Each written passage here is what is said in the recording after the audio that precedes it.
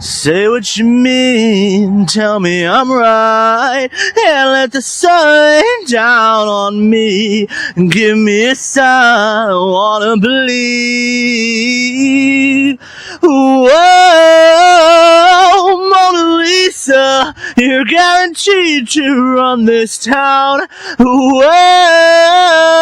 Mona Lisa, I pity see you frown. Whew. I've got a conspiracy board today. I've got one of those picture. I can't afford red string and corkboard, but this is red string and corkboard shit right here. I know that this is too much lateral thinking. This is a very broad video conceptually today. And I know that it's too much lateral thinking, because I posted this to Facebook at one point and was like, this makes sense to anybody else? And I got several comments saying, don't make no sense to me. So we're gonna go through this in sections here. The first section here, aspirationality versus relatability. Okay? Aspirationality versus relatability. The way that I always explain this concept is by talking about emo music. So when I was in high school, there was this like emo clique, you could say, right? And I kind of filtered in and out of various social groups, wasn't super attached to any of them. And I remember some people loved emos, right? Some people loved them, and they loved the music, right? And other people really hated emos. And I was like, why do you hate emos? And I found out it had very little to do with their musical tastes or their fashion tastes, and it had everything to do with like their social views, sort of, right?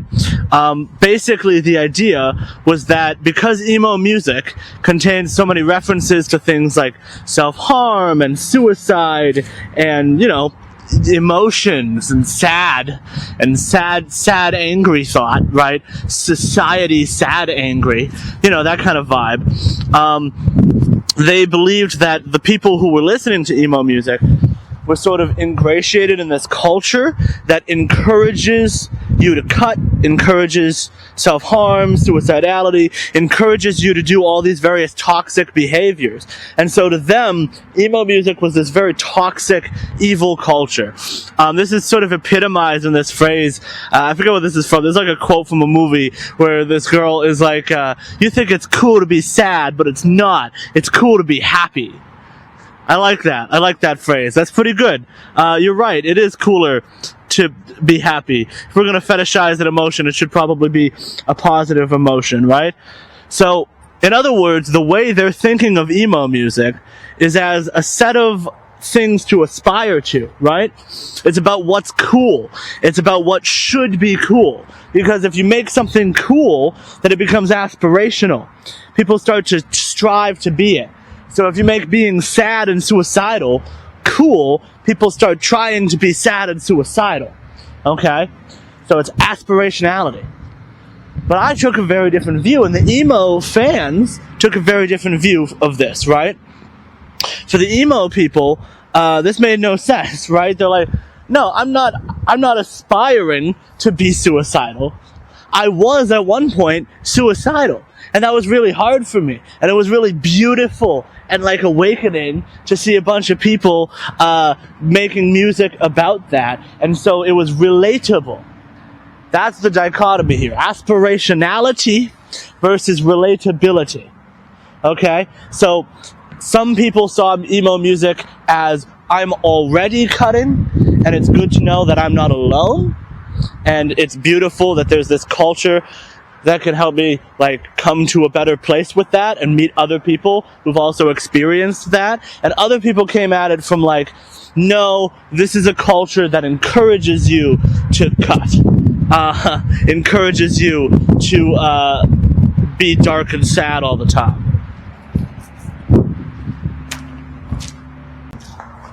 So we're going rapid fire through this here. That was relatability versus aspirationality, okay? Next is optimism versus pessimism.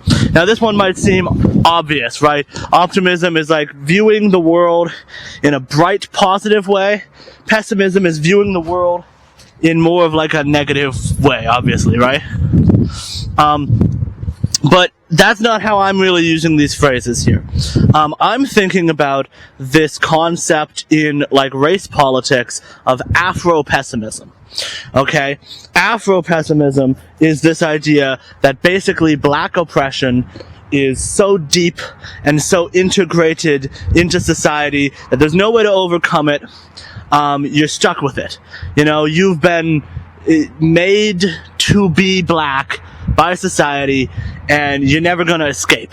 You're never gonna get out, right? And this line of critique, I think, can be thought-provoking and inspiring in some ways. Like, I'm not anti-Afro-pessimism per se, because I think it is probably, the cynicism gets at something realer in some ways than a more optimistic view of race in some ways. But again, we have to think about both, like, are we just relating to the problems here? Are we relating to this feeling that racial conflicts can never improve? Okay. Or are we aspiring towards something else? Right? So I would argue that right now, at least, the sort of conservative, colorblind approach to race contains a lot more optimism. Because it envisions that one day there will be a world in which race doesn't exist anymore, in which no one is paying attention to it, which is obviously sort of the goal, right? I think both the Afro-pessimists and the more optimistic people would view that as kind of the goal, is to end racial oppression. But the Afro-pessimists just don't think you can ever really get that goal. And so they settle for being in a constant struggle against this oppression, right? Whereas the more colorblind racial people, they want a Star Trek future. You know, they want a Star Trek future. They want a version of the future in which we've done away with this racial division, and now we can all be one and we don't have to worry about it. And maybe they say the N-word sometimes. You know, like maybe in this Star Trek future, sometimes white people say the N-word and nobody worries about it too much because racism has been so diluted and undermined as a concept that there's no fear of it taking root. And so as that has been so dissolved, there is no underlying fear that requires us to have that sort of group protection over even things like that, right? And so concepts like cultural appropriation, concepts like cultural ownership of whatever, be it the N-word, be it rap music. This is a very white take.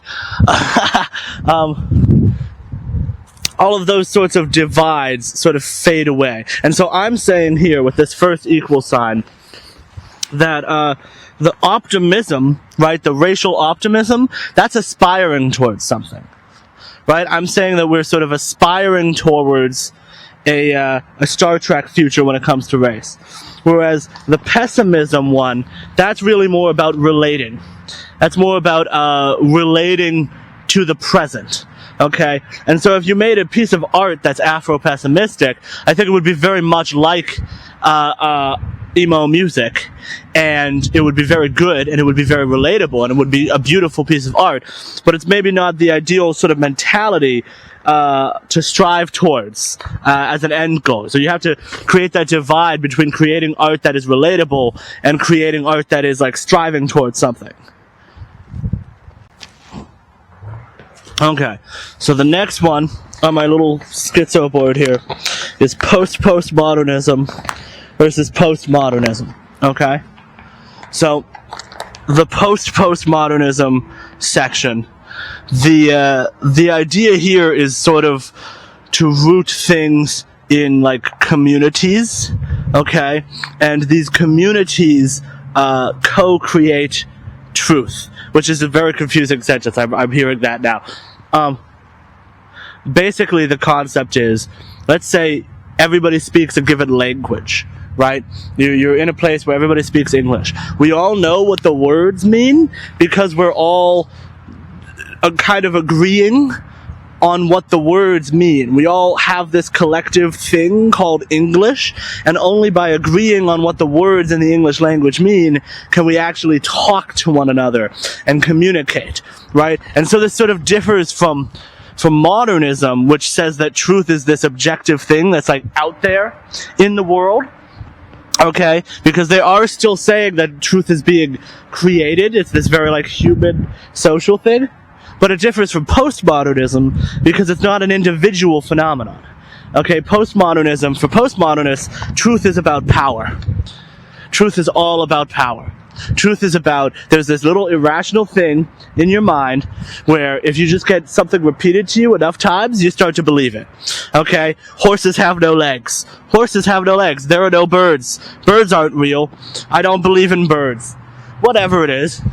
You watch somebody who believes that over and over and over and over again. You surround yourself with friends who believe that. Your friends look at you kind of sideways when you think birds are real, right? And so this stigma, this irrational social pressure, this power makes you think something. It's all about power and conquering and that kind of stuff, right?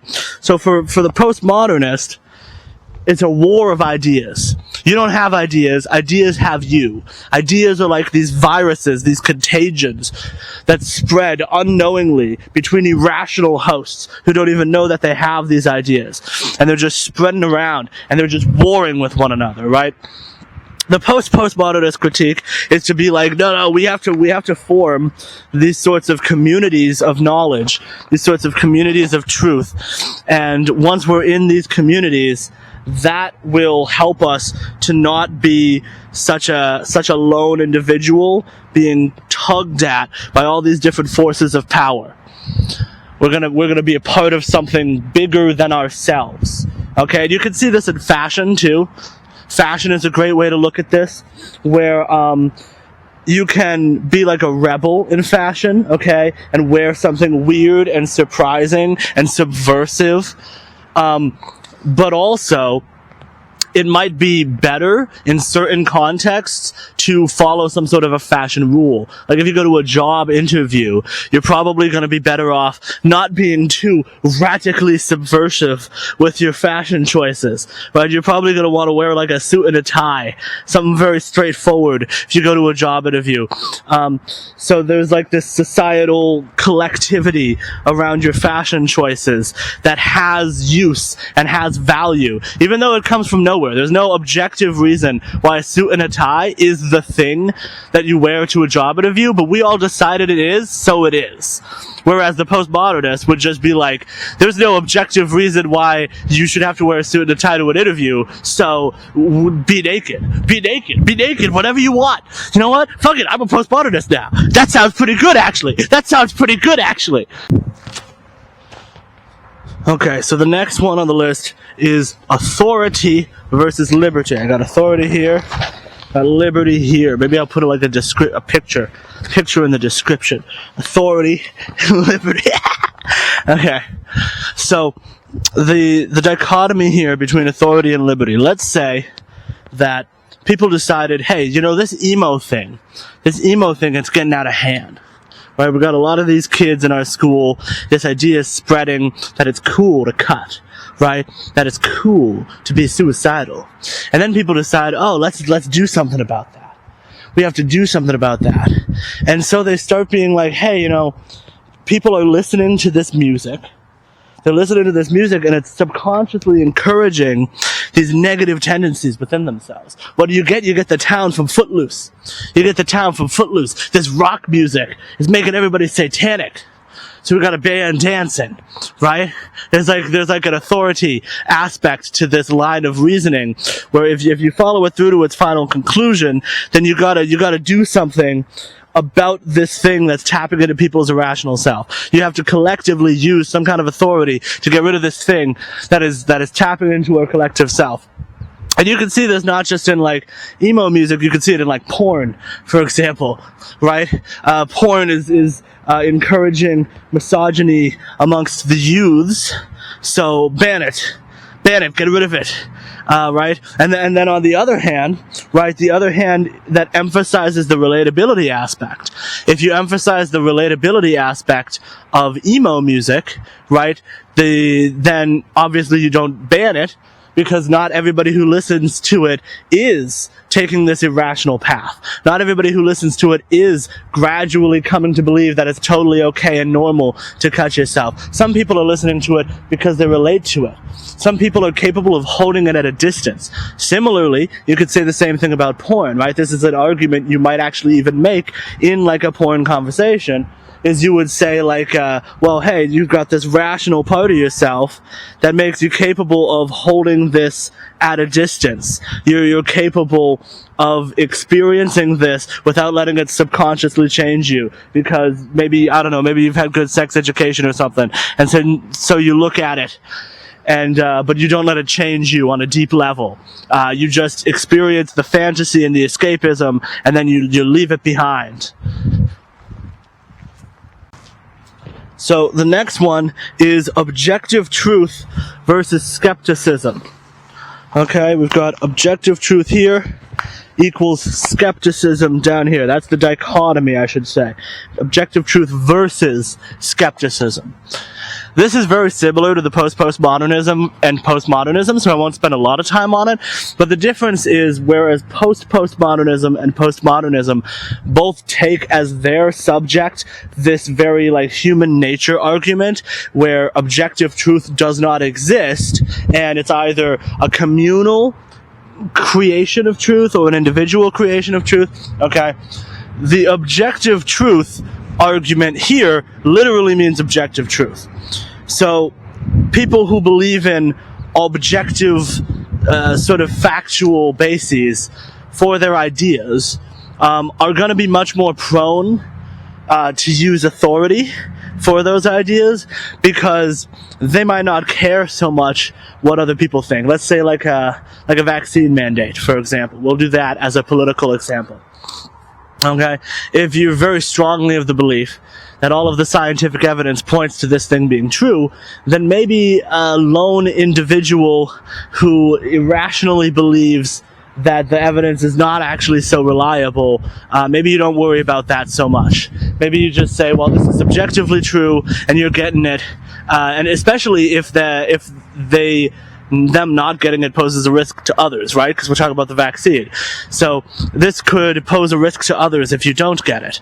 So because it's objectively true, we're going to sort of enforce it upon you as an individual.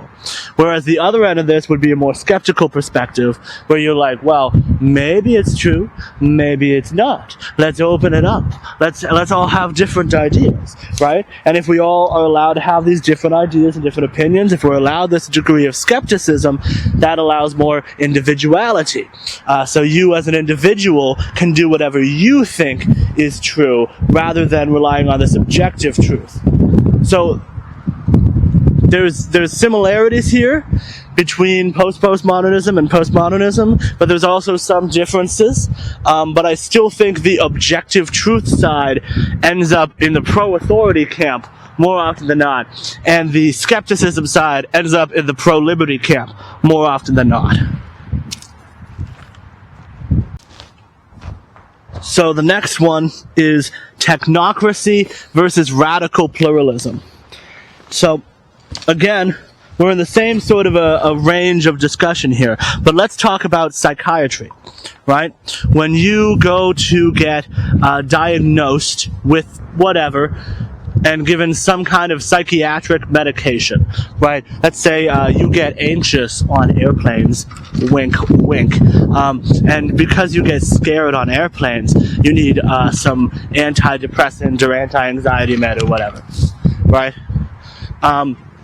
This sort of medicationing that happens, it's not done on a purely individual basis, but it's also not a blanket ban. Right? We don't just come together collectively and have the government ban all anxiety meds.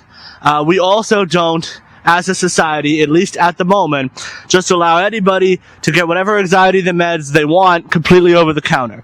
Rather, we use a technocratic system wherein credentialed experts with relevant knowledge in the field of psychiatry become the gatekeepers of anti-anxiety meds. People who have gone to school, gone to college at formally established and credentialed universities become licensed through government licensing programs as experts. And once you're an expert, then you get to decide who has anxiety and who doesn't based on their visitation to you, and what meds will best work for them and what meds will not best work for them, based on other factors like, do they seem to be displaying symptoms of other disorders that might be made worse? Like, maybe they might think they have ADHD and they want to be on a stimulant medication, but sometimes you give them a stimulant medication and it makes their schizophrenia worse, which definitely didn't happen to me.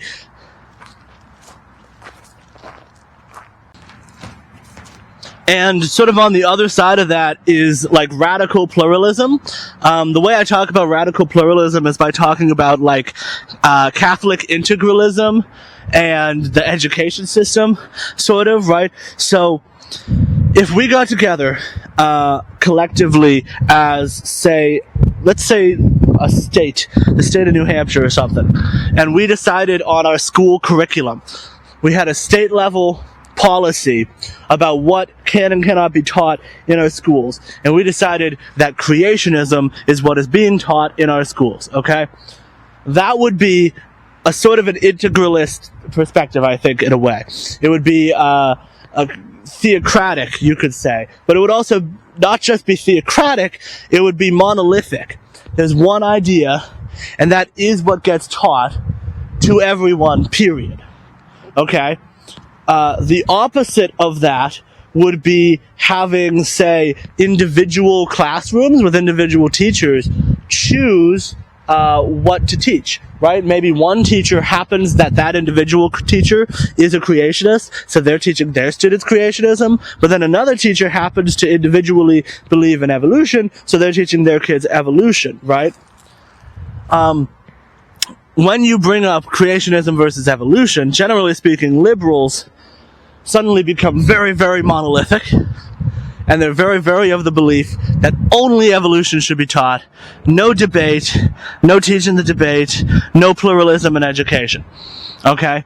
But on a lot of other issues, liberals can be more pluralistic, right? Even just looking at like secularism, the desire to have a variety of different religious beliefs be present and allowed in our society is a pluralistic idea. The idea of freedom of speech, I think, is a fundamentally pluralistic idea. The idea that you're going to have a variety of different perspectives be allowed to be expressed, rather than trying to collectively come together and determine which perspectives are right and which perspectives are wrong collectively. The idea of having this pluralistic value system of allowing a diversity of ideas to compete in your society, that's radical pluralism. And I'm juxtaposing that radical pluralism with technocracy, because I think they're sort of opposites in a way, right? The idea that who decides whether or not you have ADHD just is this expert, this psychiatrist, right? And that they can be licensed and credentialed, and that the state can sort of come together and determine what expertise is in order to do that. I'm juxtaposing with the idea that expertise should be arrived at on a decentralized basis, based on us as individuals deeming someone to be trustworthy, based on our own individual preferences.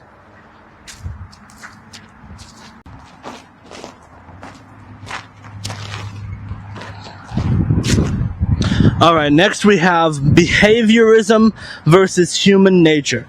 Okay?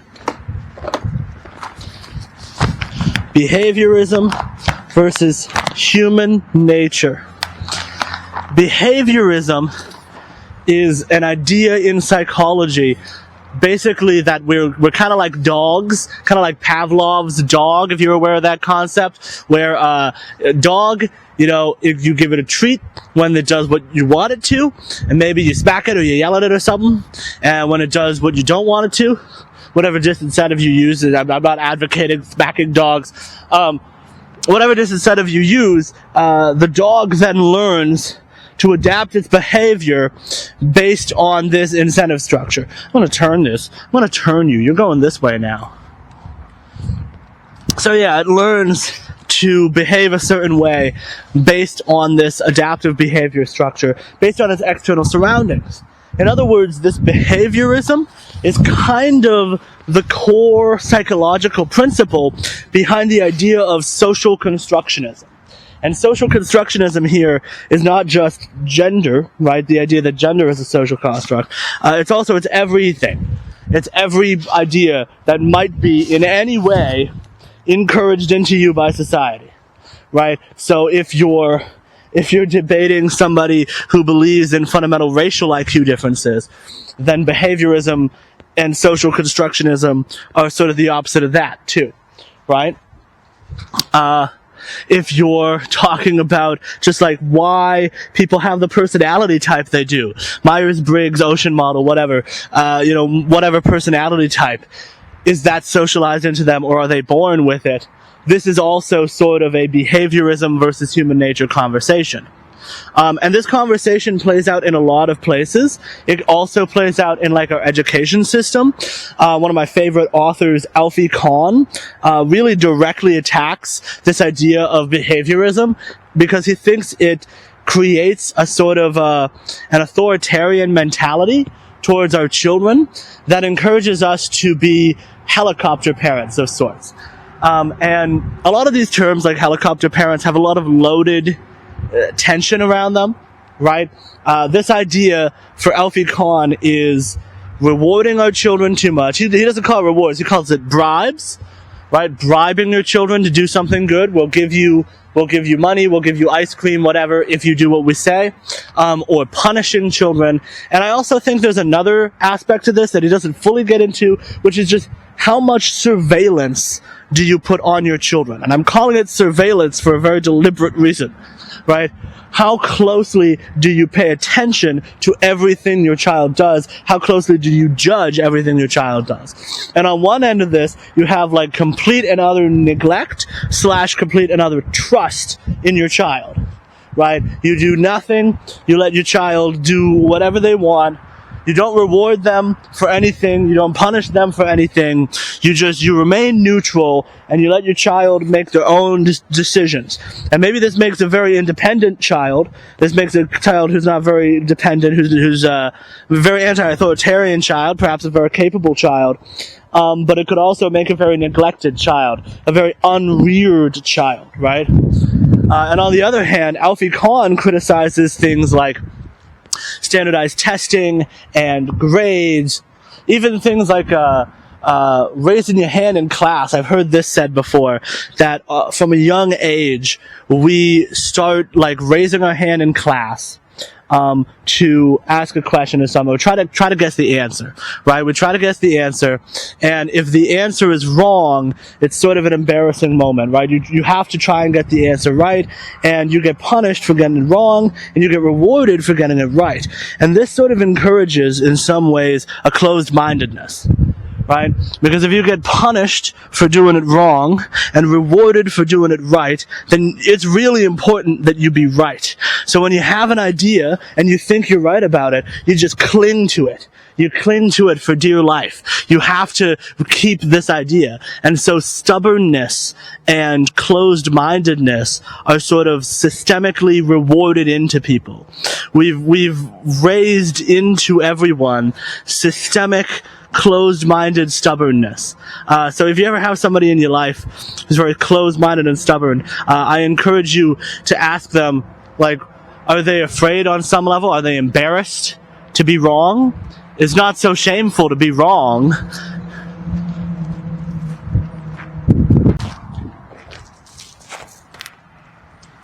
what's interesting also about Alfie Kahn's work is that Alfie Kahn is not just any random guy who writes about parenting and the education system. He's also, I think, debatably, an anarchist. I don't know if he's ever called himself an anarchist. And when I say anarchist, I don't mean an anarcho-capitalist, like my cool shirt, like my anarcho-capitalist. I mean social anarchism. I mean left-wing anarchism, so to speak, right? He's somebody who believes, among other things, that human nature is fundamentally good. Okay? He's even written a book called The Brighter Side of Human Nature. And so in his view, human nature is this fundamentally good thing, and that also allows him to believe in things like a moneyless society. Right? There's this idea in social anarchism and communism and what have you, any kind of socialist idea. The goal is like a moneyless society. And so he believes in basically getting to this moneyless society, where people contribute out of the kindness of their own heart, out of their sense of community, out of the fact that they're good people. He doesn't believe you need to make people work, right? And so he's anti-work, I think. On some deep psychic level, he's anti-work. He doesn't feel that you should have to be paid to go to work. He doesn't feel that you should have to have this homelessness hanging over your head constantly if you don't go to work. That to him is an extension of this reward-punishment archetype that exists in education, this tendency to reward and punish, to control people. He says, no, we don't need that. He says, we don't need that. He says, people are more good than you think. You can trust people a little bit more than you think. Human nature is not as bad as you think. He makes it a scientific argument that human nature exists, first of all, which is controversial, is even on the left, especially on the left maybe. He makes an argument that human nature exists and that it's fundamentally good. He makes an argument that people are fundamentally good, and so it's not all socially constructed into us through this behavioral incentives. We're born with this sort of goodness, and then the state controls us and incentivizes us in all these different ways, and it ruins everything. The state comes in and it fucks it all up, and capitalism fucks us all up. But ultimately, deep down, underneath that, there's this goodness to us, right? And so for him, there's no need for a big top-down hierarchical system of a state. There's also no need for a system of money. And so I think there's a lot of ways in which anarchism as an idea, or even communism as an idea, as long as you see the goal of communism as like a stateless, classless, moneyless society, is fundamentally tied up with the idea that human nature is good. And social anarchism in particular, the way that social anarchists think, the reason that it's different from individualist anarchism or anarcho-capitalism, is that it's more about this argument that behaviorism is a problem, these incentive structures, these systems of authority are a problem, and that we can be trusted as individuals to be our own way, than it is about individuals exchanging and interacting with one another through free individual choice. Do you get what I'm saying there? And when you go to work, technically you agreed to it, and your employer also agreed to it, and you're getting paid a wage. But that's different than the kind of trust inherent in not believing you should need to get paid to do things. Period. You know, I think social anarchism wants to get rid of those systems of authority and incentives in general, whereas more individualist anarchism is more like, as long as you're freely exchanging things, then you're good. Okay, so we're almost done making insane lateral leaps between largely unrelated concepts here. Okay. Next is the strict parent archetype, okay, versus the child/victim archetype. So there's this idea in, like, conservative political thought, that one of the problems with, like, wokeness, for example, is victimhood complex. They fear that if you spend too much time thinking about various oppressive structures and the constraints those put on you in a society, that you're going to become a demotivated person. You're going to become a victim. and you're going to define yourself by your victimhood. Whereas I think, the opposite view of that is to say, well, no, not necessarily. Not necessarily. You could think that society is bad and oppressing you and holding you back in many ways, and then also think that, like, hey, I'm going to do the best I can as an individual to overcome this stuff, right? I'm going to do the best I can. But the reason I'm associating that, like, victimhood thing also with the strict parent and the child archetype. And notice I'm saying archetype because I'm not just talking about strict parenting here. That's what Alfie Kohn talks about. Alfie Kohn talks about parents being strict versus being more trusting of their children. I'm talking about the idea as it plays out in society. So you could see, like, the nanny state, right? That phrase, the nanny state, as being this child archetype. It's the idea that the government is operating on the basis of this logic of trusting the child too much. It's operating on this victimhood archetype. It's trying to nanny you. Whereas the opposite of that, it would be to, like, talk about, like, Big Brother, or, I don't want the government to be my nanny, but I also don't want the government to be my strict father. A lot of people have said that recently about, like, Trump and stuff. Like, he's trying to be everybody's strict dad, and get off my back, dad. And so this ultimately circles back around to this idea that when you start to believe in ideas rooted in behaviorism, ideas rooted in reward and punishment, you also start to believe in more authoritarian governance, right? When you start to believe that people are behaving the way they do because of this sort of socially constructed aspect of themselves, then you end up having to believe in some sort of external authority coming in and rescuing them from these negative influences. Whereas if you believe that human nature is this sort of fundamentally concrete thing that just exists within you and can't really be changed too much externally by external forces, then the external forces can lay off a bit. They can be a bit more loose, a bit more libertarian. Now I know what you're thinking. Whose side should I be on, Dominic? Whose side should I be on? Tell me who to kill. Tell me who to point the guns at, my friend. Because there's this whole chunk that are all sort of unified as one big collective thought pattern, and this chunk that's all unified as one big collective thought pattern, and both of them splice across the left and the right. You can see aspects of everything in this section on the left and right, and you can see aspects of everything in this section on both the left and right. So this isn't your usual left-right divide by any means, but it is a very real, deep divide that you can associate these issues with one another across this divide.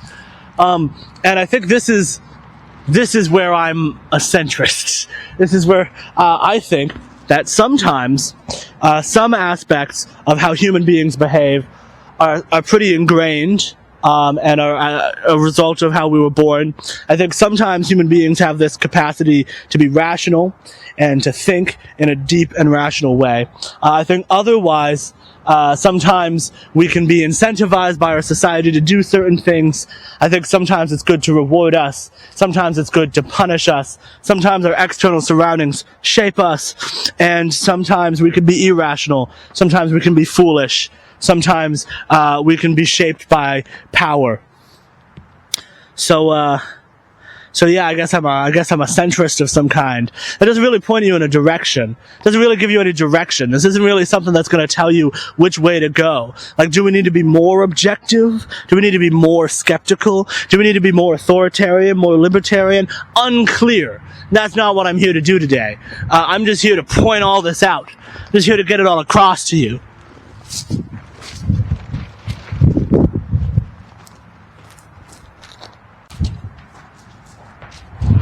And if you, if you watch my channel and you come at it from a left-wing perspective or right-wing perspective, and you're wondering why I seem so chaotic and all over the place and potentially like I'm contradicting myself, I want you to know that it's because I'm trying to align myself with this other set of connections that I've made, rather than the bundle of issues on the left or the bundle of issues on the right, right?